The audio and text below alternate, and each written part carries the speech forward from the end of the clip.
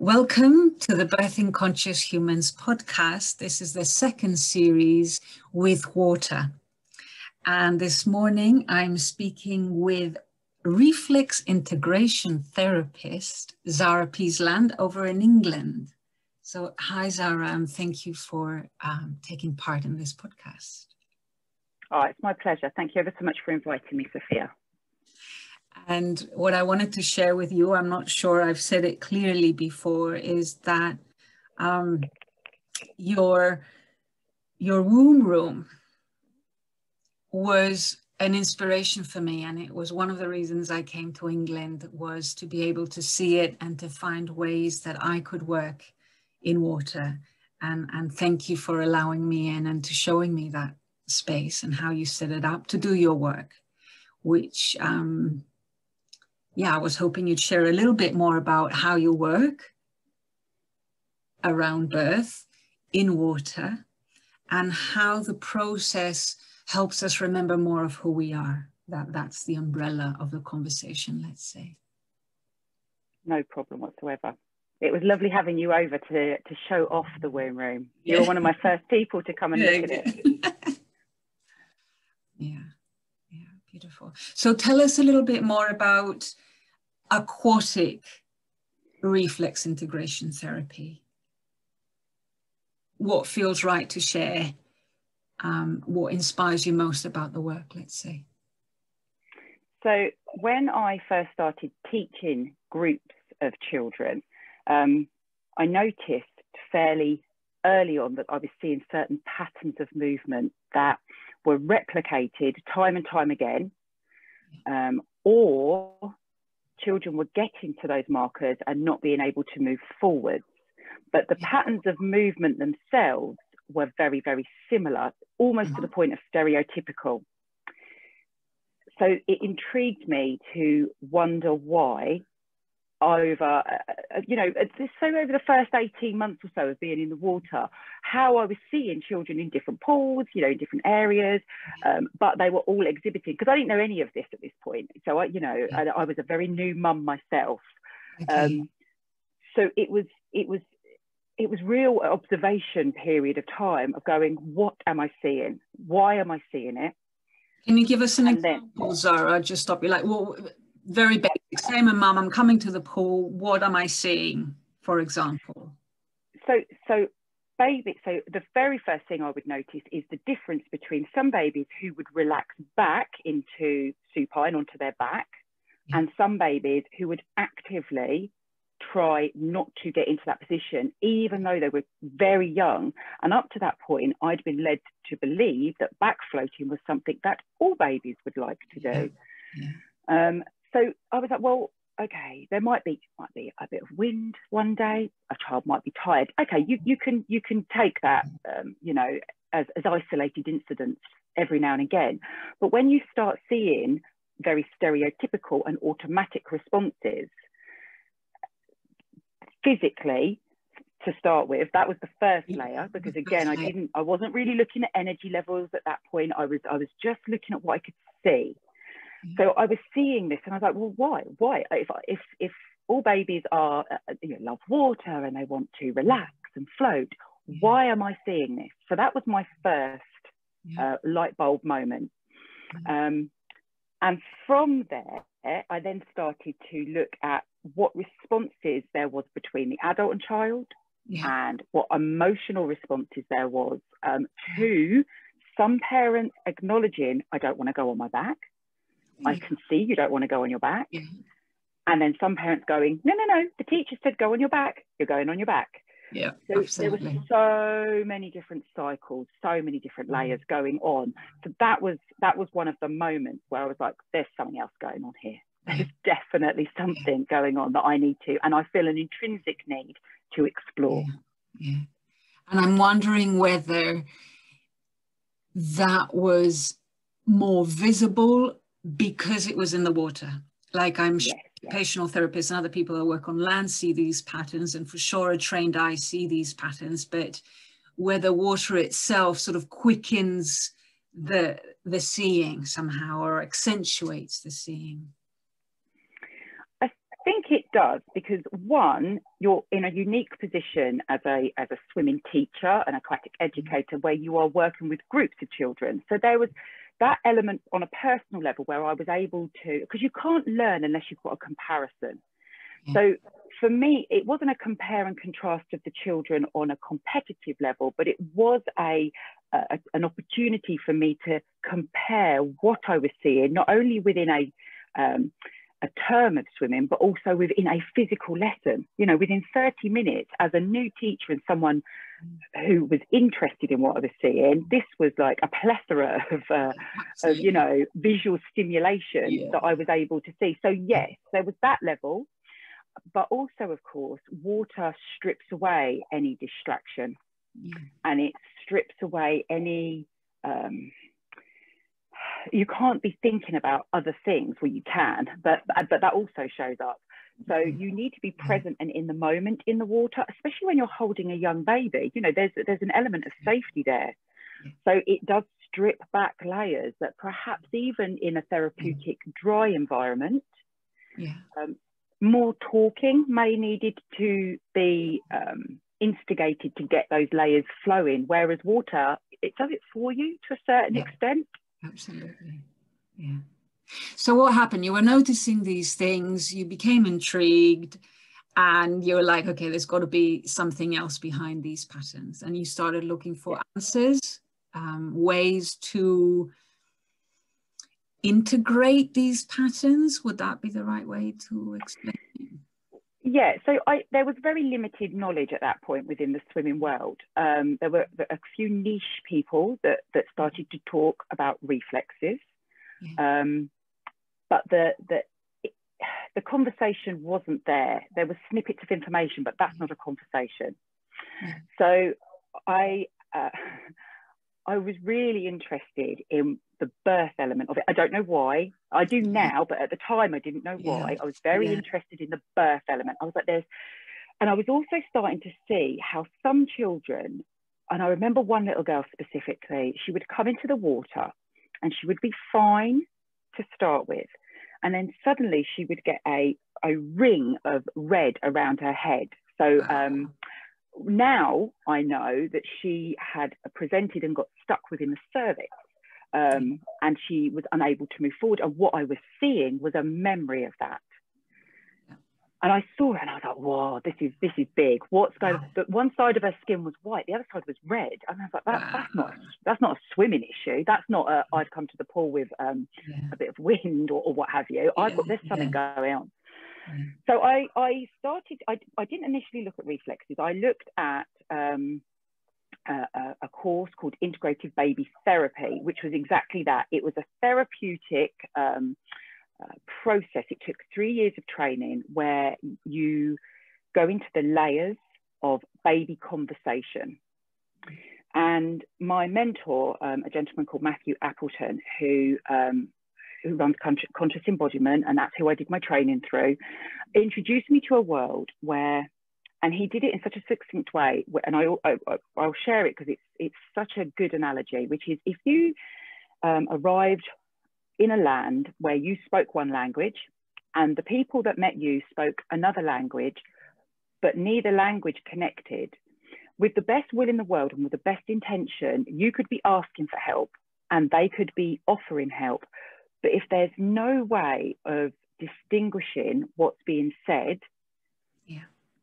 then that conversation, as much as the intention is good, is always going to get caught.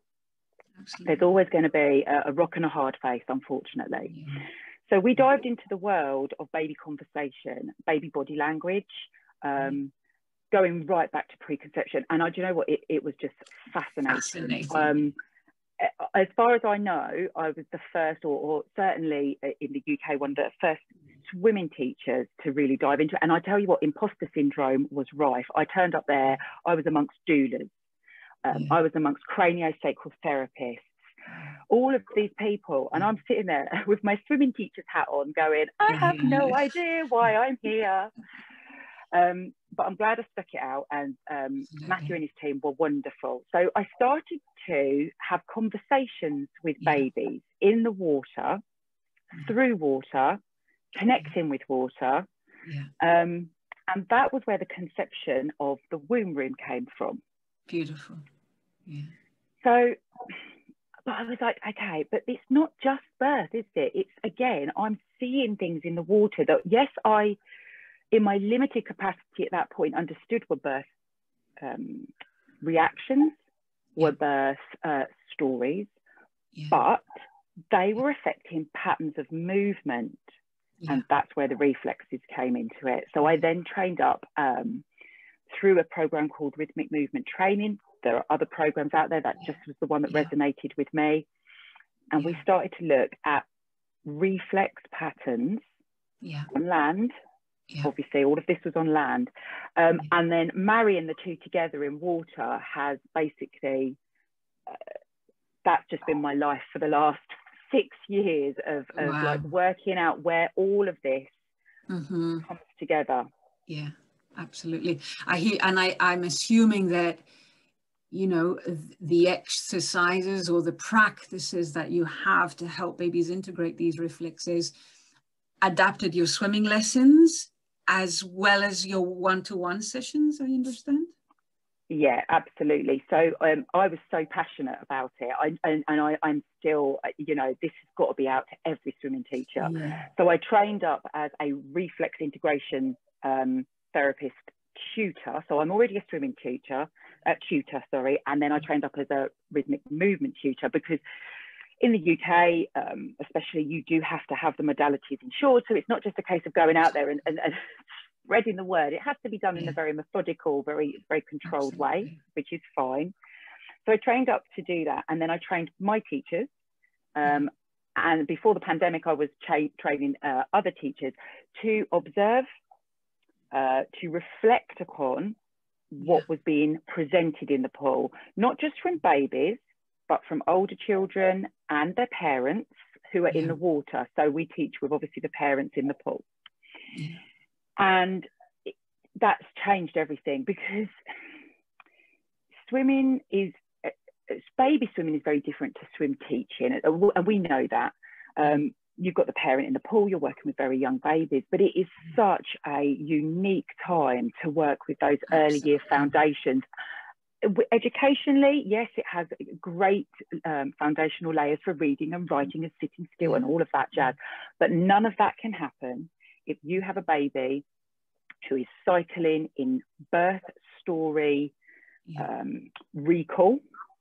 If you then get a child who perhaps disconnects with that birth story, but it comes out in other areas of their life, so it comes in a manifestation of behavior or emotion.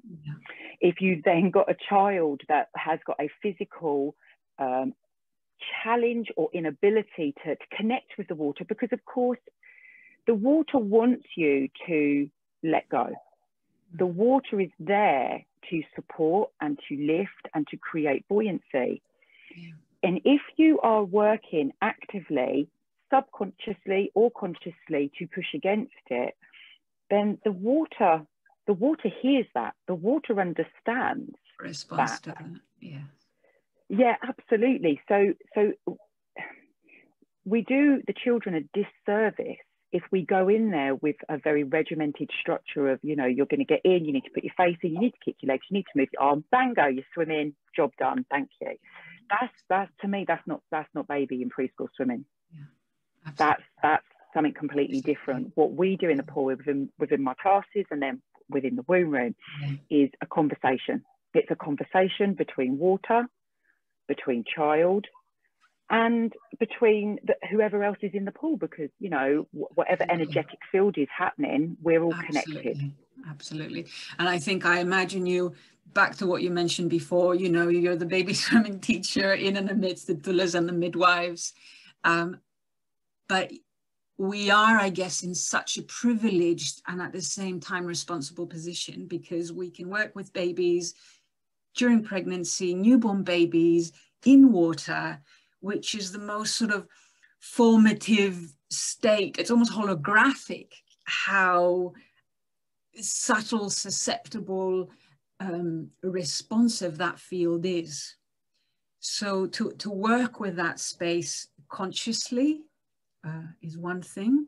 But even if you know, going into the therapeutic side of things isn't something one wants to do. Just being a swimming teacher, you bring your presence into the water, and how much you are aware of yourself and what you're bringing to the water will also impact that field.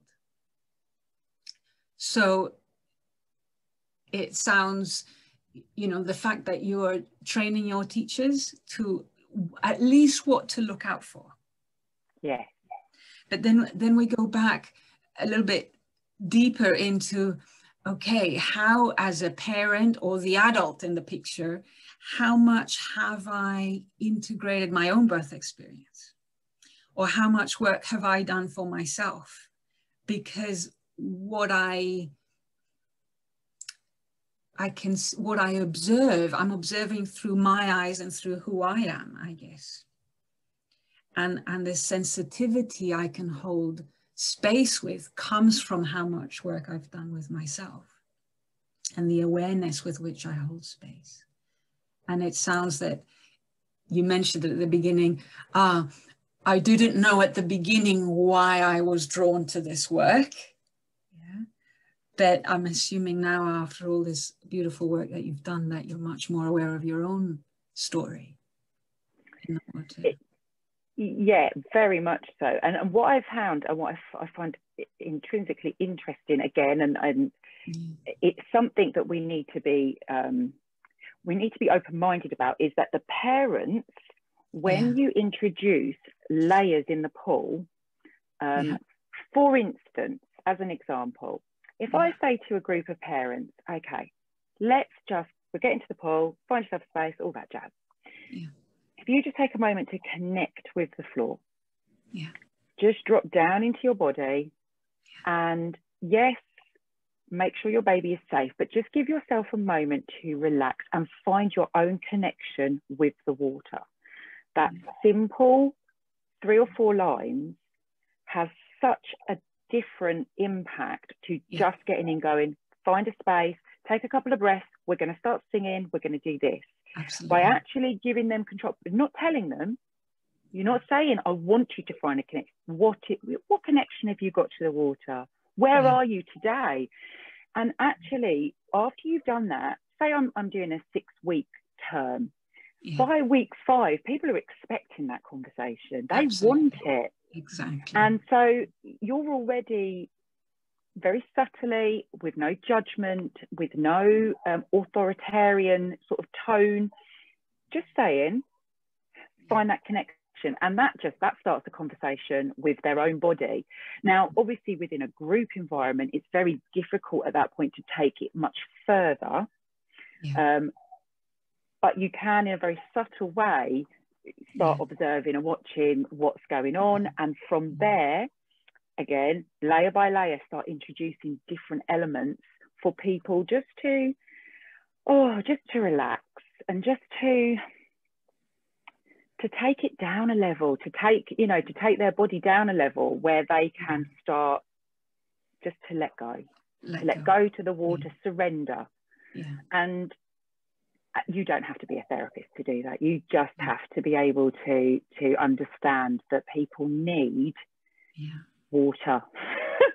They need water. They need water in their bodies. They need water around their bodies. You know, dance in the rain. You know, go and see a waterfall. It doesn't matter. Connect with a fish tank.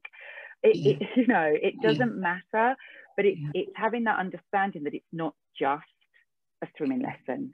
It's not just teaching children to swim. And I think, you know, you're making a really strong point, and I feel it happening across countries at the moment. Somehow it seems like we're collectively moving away from doing things to children with every good intention of a way of teaching, to holding the space somehow, to allow their presence, their intelligence, their way to show up.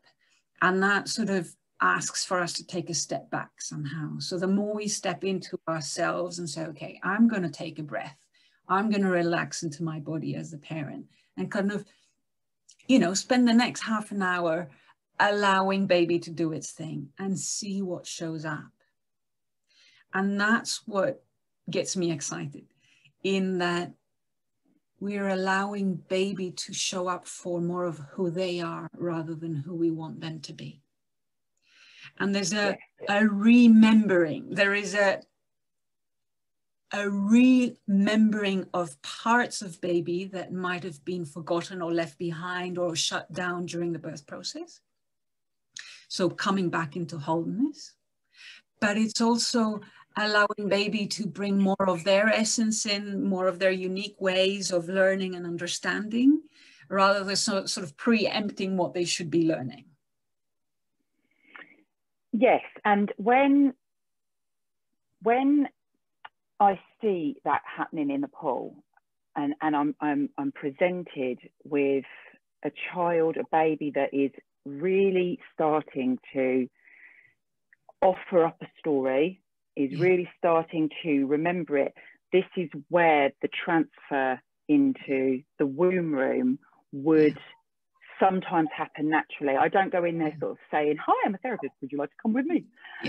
But obviously, you know, the knowledge that I want to, and I'm available, not just me, but other people, you know, but in the water, that's the next stage, that's the next layer. And that's when they come into the womb room, and we get into the hot tub, we get into the water with an intention of connecting with that story.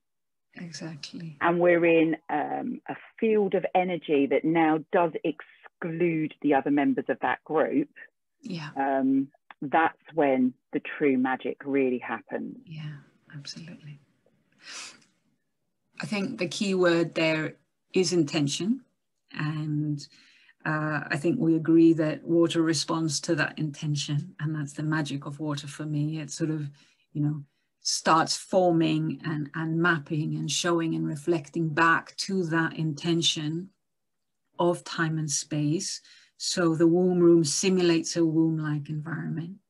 So it's a lot easier, I guess, to go back to that time and place, because it simulates the time where the memory was actually put in place somehow, rather than in another space or room or other people.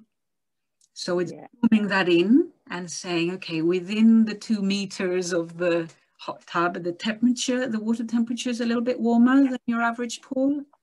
Yeah, so I tend to have it, if I'm working with very young babies, it's around 35 and a half, 36, and I'll take direction from the parent and the baby from that. But yeah, the water is nice and relaxed, because again, the intention is there. I spend time with the water before I invite anyone into it. It's a sacred space for me. It's a place of sanctum. It's a space of calm reflection for myself. And if I'm introducing someone into that, it is like bringing them into my fold, bringing them not necessarily into my womb. I don't see it in that way, but I call it my water womb room, because it's a safe haven of protection. And it's a place where I'm not having an expectation, as we should never have an expectation of a baby in the womb. We should never have an expectation of the babies and the children within the water. When we work with them, I'm just there as an observer.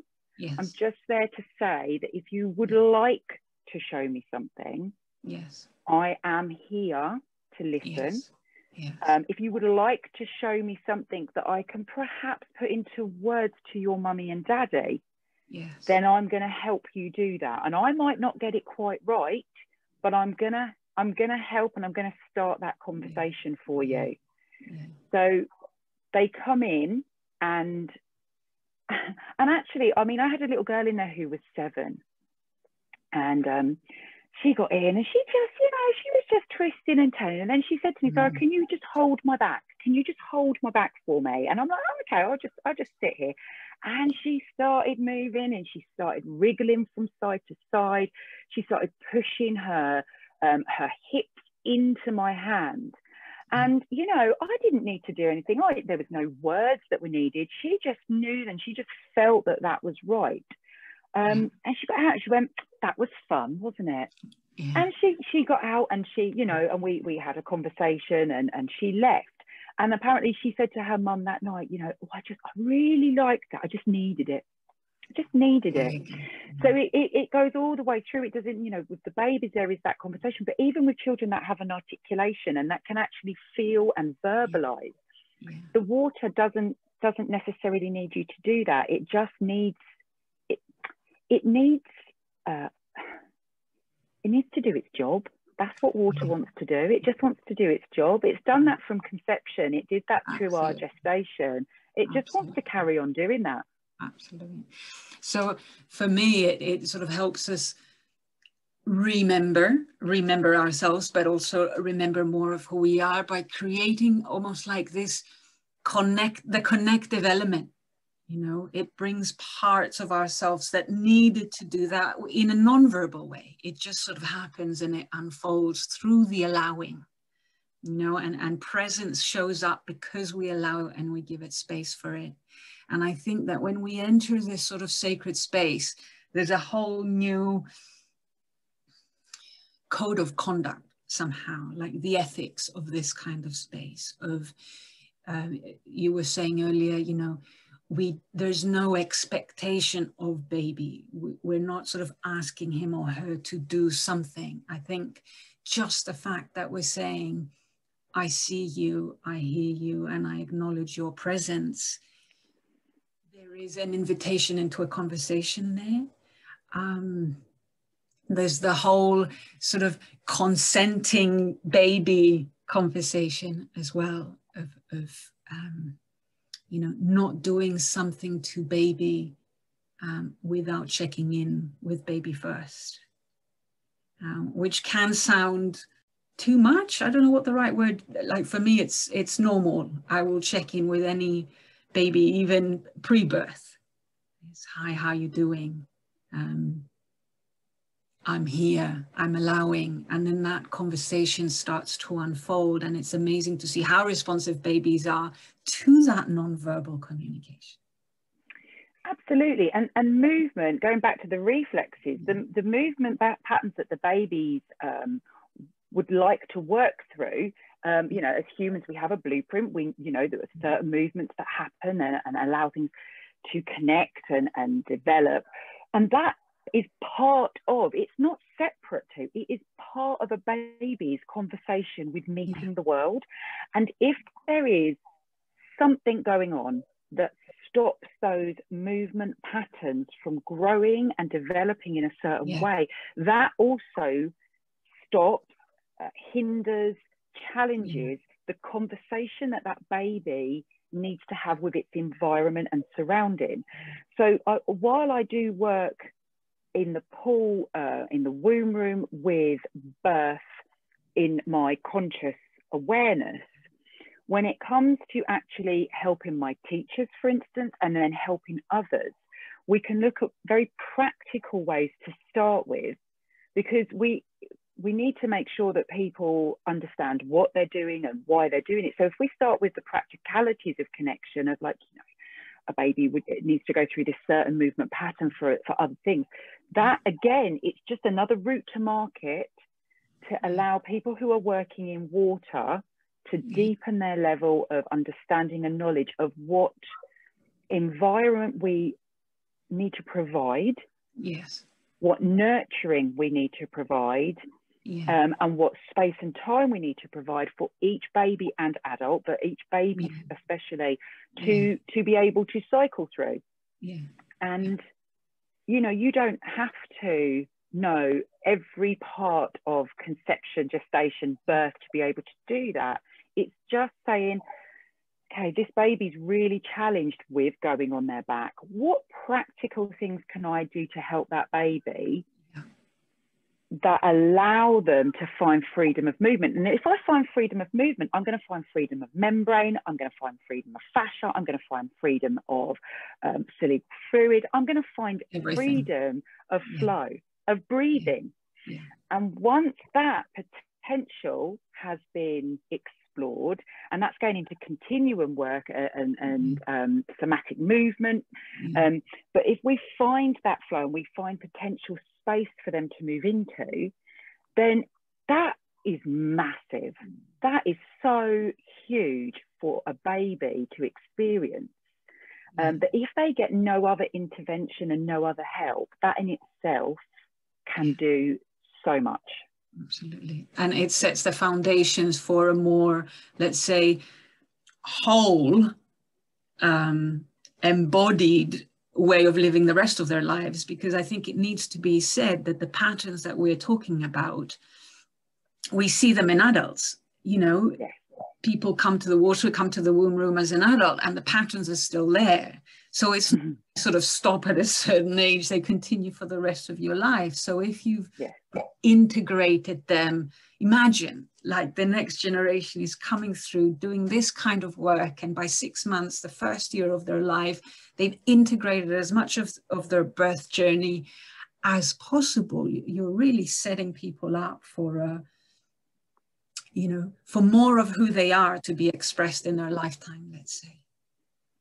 Absolutely, absolutely. It's the amount of adults that I mean, if you people watch, you can see compensating, recruiting parts of their body, you know, dampening down their own emotions, you know, and this all, you know, I'm preaching to the converted here, but, you know, it all leads back to that, you know, those initial sort of preconception, conception, gestation, birth, early months journey.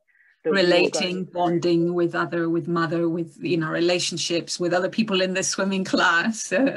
Yeah, absolutely. It's all interconnected, and it all comes back to water. It all comes back to that, you know, fluidity of our own movements, and somewhere along the line, something stopped that from happening or challenged it, and it's that push point that we need to try and go back to. And that, you know, we do that through, personally, I do that through the birthing work, through the reflex work, and through just, you know, the movement of body, freedom of movement of body in water. And where can, there's two parts. One is where can teachers, parents, educators access the sort of, let's say, cognitive part? Like, is there a course or is there material that people can contact you for? And is there somewhere people come for a session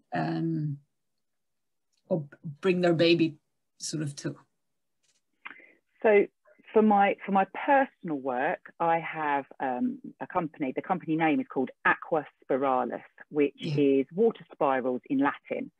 And yeah, I mean, you can Google Aqua Spiralis and find me, or look under my name for Zara Peasland. That's, you know, I'm, you know, easily found. I'm working currently with another amazing woman, Julie.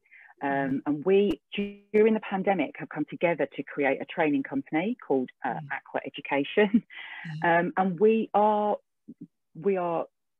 trying to modular work come to people, rather than giving them lots of work, come in with modular work where we can say to aquatic educators, to people that work in water, people that are interested in water, parents that want to work with their children in water, you know, have a look at things like vision. Have a look at things that we're just about to write a specific reflex course. So yeah, we're coming at it, and I take a breath when I say that. The natural instinct is to put everything on the table all at once and go, look at this amazing, you know, pattern of work, and you could do this and you could do that. But actually, we're trying to be really methodical and really calm about our approach. So yeah, so Aqua Spiralis is for me personally, and Aqua Education training is for myself and my work wife, where we're coming at you. Sort of, you know, with a plethora of different modules. Beautiful work, Zara. And I think, I mean, this was a little bit the intention of these conversations around birth and water, just to get the conversation going, to start connections going. And I feel people are listening. I think there is an absorbent space. Perhaps because of the pandemic, people are slowing down, more open to new ideas, but I'm seeing a conversation around birth, even pre-birth, unfolding on a global scale. And I really think something big change is happening. And you're definitely contributing to that. And Julie, so thank you. Thank you very much for sharing your passion this morning. And yeah, I look forward to connecting some more, and maybe the 6 people or 7 people that are involved in this With Water podcast will come together in a Zoom room later down the line, and we can share some more. That would be amazing. That's really, yeah, that sounds lovely. And thank you ever so much for the invitation. It's been great just to chat. Yeah, thank you, Zara.